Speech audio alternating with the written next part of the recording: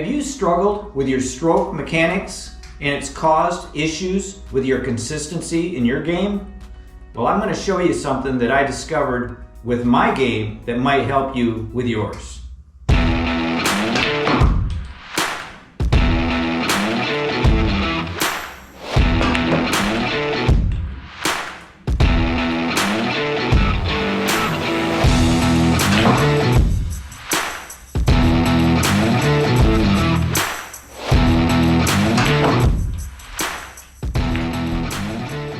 Hey pool players, hey Ron here. Welcome once again to the Pool Student channel, and thanks so much for watching, everyone. Am I fired up? I cannot wait to show you this video.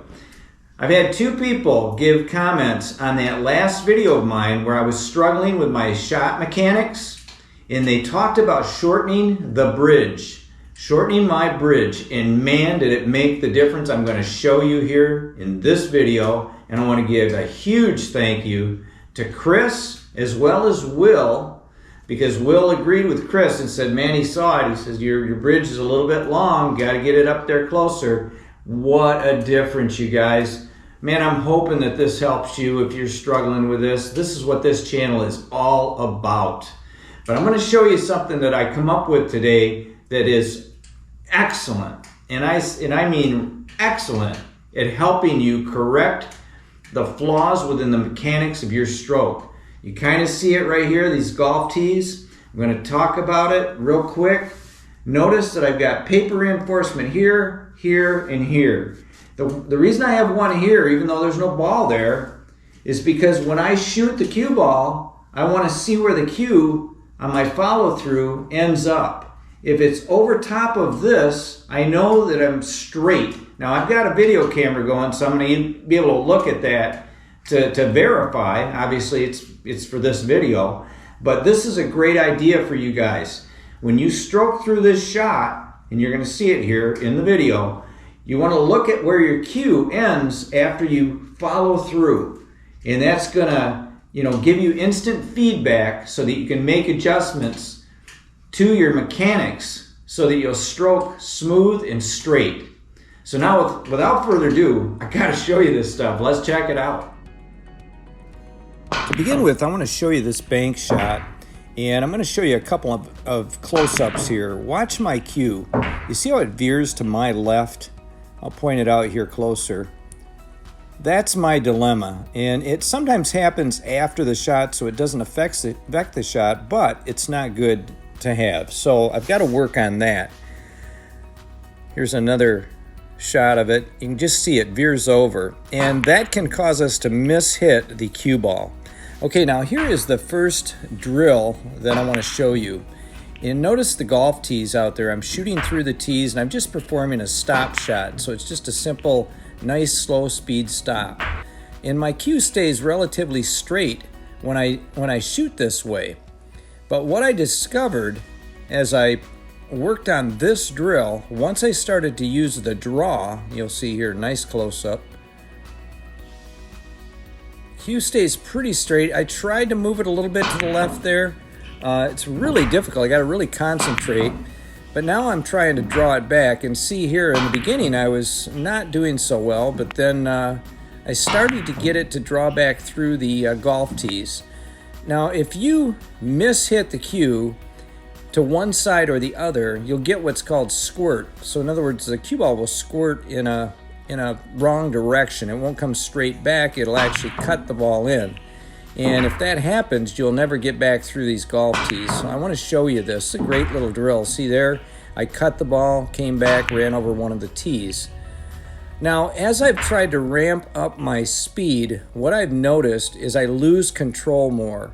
And what you'll see here is how my cue will start to veer once again to the left.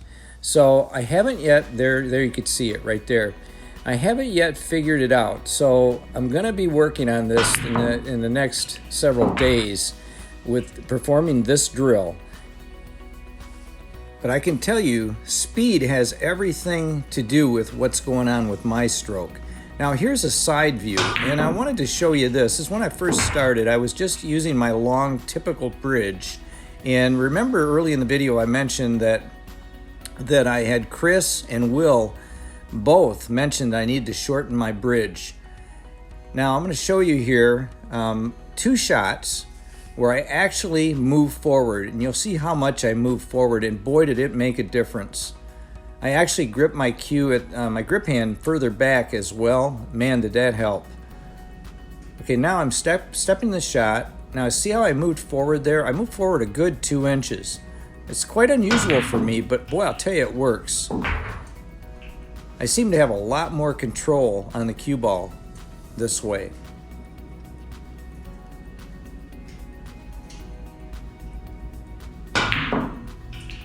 The beauty of the internet, and I'm drawing the ball right back through the opening of those tees every time then when I do that, when I move forward on my hand with my bridge. And there's that first shot shown again. So here are the things that you got to watch for. Keep a loose grip throughout the stroke.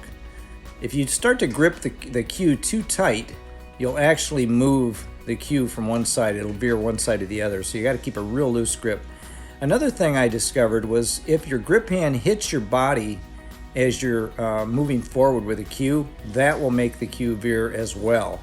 So you want to make sure you step away from the line a little bit more. Don't step too close to the line, and this is a little exaggerated. Don't want to hang yourself out there too far, but that helps you clear your body. You'll have clearance at that point. Here's another angle. Hitting the body. Now I'm going to step away a little bit. Now I've got perfect clearance. I don't touch my body at all. Keep a loose grip once again. But my issue is this right here. See how my hand, I'm flipping it right there?